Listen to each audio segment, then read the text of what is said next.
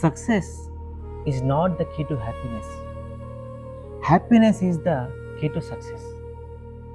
So లైఫ్లో ఎప్పుడూ ప్రపంచంలో చాలామంది మన పేరెంట్స్ కావచ్చు, టీచర్స్ కావచ్చు, వీళ్ళంతా మనకి ఏం చెప్తారంటే ఎప్పుడు జీవితంలో నువ్వు గెలవాలి, నువ్వు ఫస్ట్ రావాలి, నువ్వు మొదట ఉండాలి, మంచి జాబ్ తెచ్చుకోవాలి, మంచిగా సంపాదించాలని చెప్తూ ఉంటారు తప్ప ఏ ఒక్కరు కూడా జీవితంలో ఎలాంటి పరిస్థితులు అయినా నువ్వు సంతోషంగా ఉండు, ధైర్యంగా ఉండు అని ఎవరు చెప్పరు. ఎందుకంటే ఈ ప్రపంచం ఎప్పుడూ కూడా మన మార్కులు చూస్తుంది, మన హోదా చూస్తుంది, మన ఆస్తి అంతస్తు మాత్రమే చూస్తుంది తప్ప నువ్వు ఎలా ఉన్నావు, నీ మనసు ఎలా ఉంది, నీ హృదయం ఎలా ఉంది, హ్యాపీగా ఉన్నావా అని ఎవరు చూడరు. ఈ ప్రపంచానికి కేవలం నువ్వు బయటకు కనిపించే శరీరం మాత్రమే కావాలి తప్ప నీ అంతర్గత ఆలోచనలు ఎవరికి అవసరం లేదు. సో లైఫ్లో మనం అన్నీ సాధించి అన్నీ గెలిచి మనలో నవ్వు లేకపోతే అది నిజంగా ఒక గెలుపా? మనం అన్నీ ఓడిపోయి అంత నిరాశగా ఉన్నా కూడా ప్రతిరోజు సంతోషంగా నిద్ర పట్టగలిగితే అది నిజంగా ఓటమా?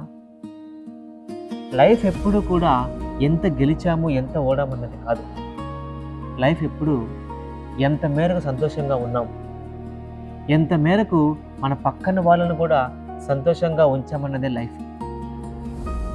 జీవితం యొక్క చివరి క్షణాలలో ఎప్పుడు మన బ్యాంక్ బ్యాలెన్స్ ఎంత, మన ఆస్తులు ఎంత, మన అంతస్తులు ఎంత, మన మార్కులు ఎంత అని ఎవరు అడగరు. మనకు కూడా గుర్తురావు. గుర్తొచ్చేది ఒకటే, ఎంత మేరకు జీవితంలో సంతోషంగా ఉన్నాం, పక్కన వాళ్ళని సంతోషంగా ఉంచగలిగాం, అదే జీవితం. ఎప్పుడు కూడా ఈ ప్రపంచం కోసం జీవించకూడదు. ఈ ప్రపంచం నన్ను చూసి పొగడాలని, ప్రపంచం నన్ను చూసి ఏదో గొప్పగా అనుకోవాలని కాదు. మన కోసం మనం బతుకుతాం. మన హ్యాపీనెస్ ఎంత మేరకు మనం ప్రతిరోజు మనల్ని మనం సంతోషంగా ఉంచగలుగుతున్నాం. జీవితంలో ఎంత కష్టం వచ్చినా, ఎంత దుఃఖం వచ్చినా, ఎంత ఆనందంగా ఉన్నా లైఫ్ని బ్యాలెన్సింగ్గా ఉంచగలుగుతున్నామా లేదా? దుఃఖం వస్తే పూర్తిగా పడిపోయి, సంతోషం వస్తే పూర్తిగా ఆనందించడం కాకుండా ఒక బ్యాలెన్సింగ్ లైఫ్ని సంతోషంగా, ధైర్యంగా ఏ పరిస్థితులైనా తట్టుకొని నిలబడగలిగే కెపాసిటీ కలిగి ఉన్నామా లేదా అన్నది ఇంపార్టెంట్.